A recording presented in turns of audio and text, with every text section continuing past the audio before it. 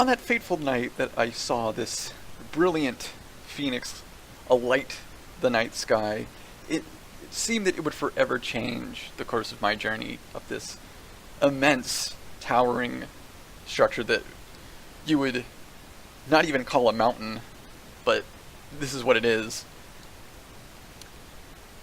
During my journey from Hearthforth, I saw amazing things.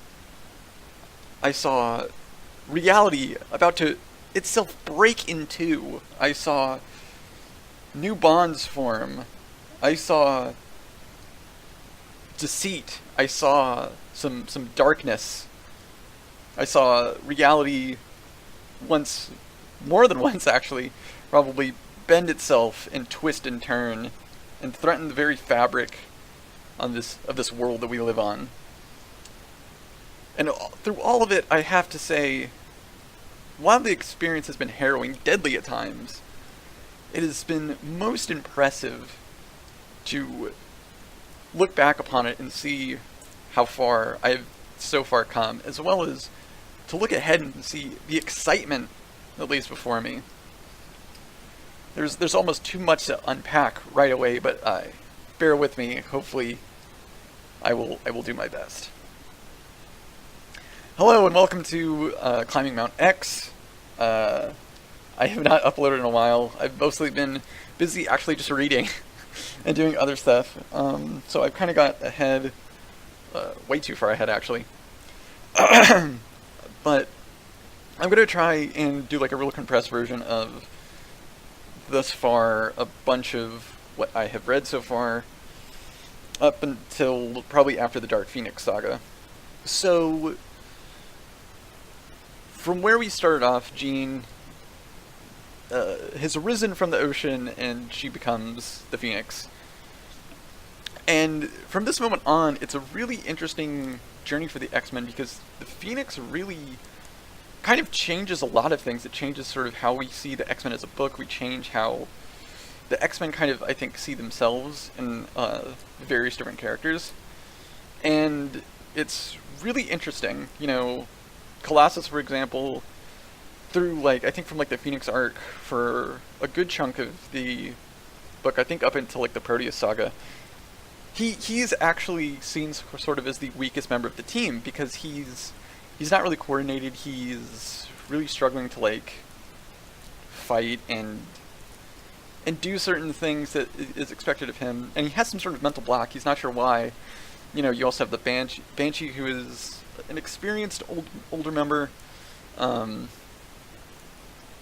we see some interesting stuff happen with him. His relationship with Moira really develops, and he eventually loses his voice, I believe, at the tail end of the Proteus Saga, which I'll try to discuss a little bit more in depth in a bit. But you know, we see like all these characters really evolve through this time through the Phoenix Saga, and it's very interesting.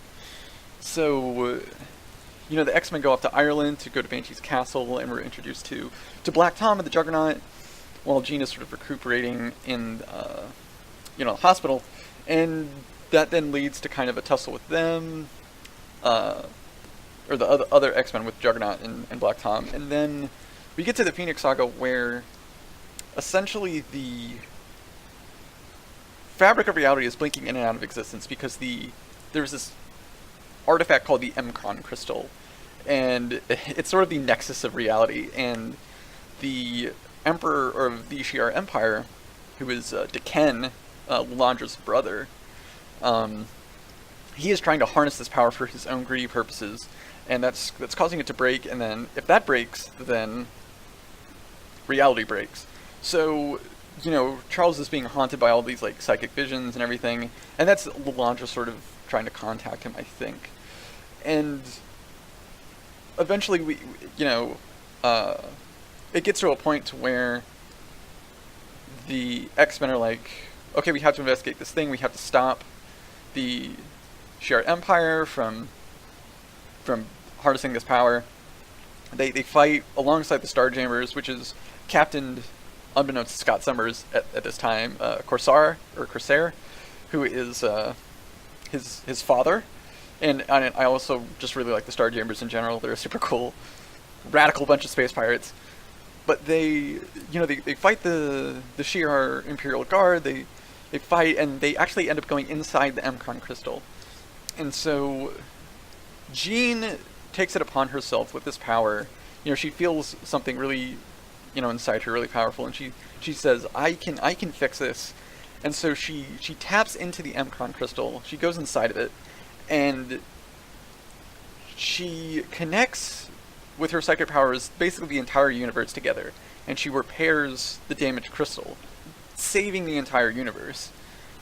And this is probably the moment where we probably see Jean slowly start to spiral towards a very dark moment in the X-Men history with the Dark Phoenix Saga. So, at that moment, she is, probably up until this point, the strongest she's ever been as a character. She feels like a god. She is a god, in a sense. So, when she gets out of the crystal, she isn't as strong, and that sort of worries her. She sort of craves that power, and she can't really tap into it right away again. And, that kind of bothers her. And we kind of see that on the X-Men's various missions after that, in dealing with, they fight Magneto, and then they get separated. Also, and I think that is another point that makes Jean start to go down this road, is that she tasted this power, she wants a bit more, and then with the loss of a lot of her friends in the X-Men investigating this incident at a carnival, and finding out that it's Magneto, they're whisked away to this volcano lair, and they're having to be taken care of by this robot maid, and they're in these high chairs that, in all honesty, I think it's a bit too fetishy. When you look back into it, it seems a little weird that they're Magneto's yes, so I was a child, you reverted me to a baby for a short time, but I've changed back, and to get my revenge, you guys are going to be the babies. And it's really weird. There's a lot of aging stuff that goes on in X-Men, and I think in the right light, you definitely could frame it as sort of a fetish type deal. But, they fight Magneto, they escape their bonds, they fight, but in the ensuing battle, the volcano's coming in on them, and they had to escape. Jean and Beast somehow are able to get out of the volcano. Meanwhile, Cyclops and the rest of the X-Men team dig through the Earth and eventually get into the Savage Land. So the X-Men are split, but both parties believe the other are dead. So Jean is in mourning, her friends and her lover is dead. So she feels that she can't be shackled as being Jean Grey and being an X-Men anymore. She wants to explore the world. She wants to, she wants to really live life. And so that begins Jason Wyngarde's slow tainting of Jean Grey, and it's actually quite interesting. X-Men are doing stuff in the Savage Land, but no one cares about that. So, all this is going on. Eventually, the X-Men and Jean reunite. The X-Men get out of the Savage Land. They have to do some stuff in Japan, but they eventually reunite, and it's very interesting because this happens a few times, and it definitely takes its toll on Xavier. He is constantly, it seems losing students, if presumed dead or actually, dead. This is a thing that we see a lot. We see this again, eventually when the New Mutants show up, with Karma dying, at least for a little bit. He's constantly losing students, and it takes a toll on him. So I believe at that point he decides to go with Lilandra away. He's going to take a space honeymoon. Meanwhile, I believe this is when the Proteus Saga happens. And the Proteus Saga is interesting because it takes a really dark turn, and it's a very dark turn for Moira, because up until this point, Moira's just sort of been the sidekick science buddy for the X-Men. She hasn't really had that much backstory or anything, but with the Proteus Saga, it's revealed like she had a husband who she hated, and it was more like a political marriage for him. She was forced to have a child that she really didn't want, and the child became a mutant, and she had sealed, her child away, basically. And this Proteus is like an energy vampire, and so he has to possess a living body in order to sort of live for a long period of time. And he burns out the bodies fairly quickly, but also he has like reality warping powers. And it gets really trippy, but also it's really dark because like Moira is like legitimately thinking, I have to kill my own son. She has a gun, she's like preparing herself mentally for like, I have to kill my own son. And eventually Proteus is stopped because his weakness is metal. And in the final battle, Colossus, it's a mix of like everyone, but like a lot of it's Banshee, and he throws out his voice actually. And Colossus, whose body is organic living metal, they end up scattering Proteus to the winds and defeating him. And it's a really dark arc, and I think that's a lot we see from Claremont a lot of the times is the stories start off in sort of a upbeat, more like just kind of episodic looking stories, but then as it goes along, they get really fleshed out, they get dark in some parts, and then it just becomes incredibly enjoyable. And I've been really relishing in Claremont's run so far, way past the Dark Phoenix Saga. There's the Brood War is another really great arc. I think I might even love the Brood War more than the Phoenix Saga, just because it mixes like space opera with X-Men. But so after the Proteus Saga, the next big thing for the X-Men is the discovering of a couple of new mutants, Dazzler and Kitty Pryde. So the X-Men split up. They say, all right, Scott and Jean, you go to New York to find Dazzler. Wolverine, Storm, and Colossus go to Indiana to track down Kitty Pryde. Or is it Illinois? Anyway, they go to somewhere in the Midwest that's unimportant. And so they rendezvous, and Jean's portion is very interesting because it's this continued seduction from Jason Wingard. He's in the shadows. Since his illusionary power is in effect, Cyclops doesn't really recognize him, but he's there. He's touching Jean's mind, and he's slowly but surely seducing her to this, to give in to her primal urges to just use all of this power. And we kind of see that, with the meeting the Hellfire Club, and then I believe Jean, like, using her mental powers to, like, puppet a guard and do other stuff. You can tell she's definitely starting to push the limits of her powers and see exactly what she can do, and she actually really likes it. And that's really scary because Jean has all of this power, yet, she's really young, so she doesn't know how to, like, handle all that information and just handle the power, and it's really easy to be seduced by it. And, and Kitty Pryde, on the other hand, for the other half of this little arc, I actually didn't like Kitty at first. Kitty is the stereotypical sort of kid sidekick at first. She is a bumbling, annoying kid. She's always, at the beginning sort of her character, she's always putting herself in like these really dumb-looking costumes. She's, just kind of getting in the way sometimes. She has a couple of misadventures on her own. Those are actually pretty good. But, a lot of it is just, up until Days of Future Past that storyline, where Kitty actually does grow up a little bit, she's just kind of there. And she's kind of like Jubilee from the animated series, which makes sense when you think of it, and look at the material. And it's just, it took me a little getting used to Kitty. I like adult Kitty, with Kitty that's written in the X-Men now, versus when she first started.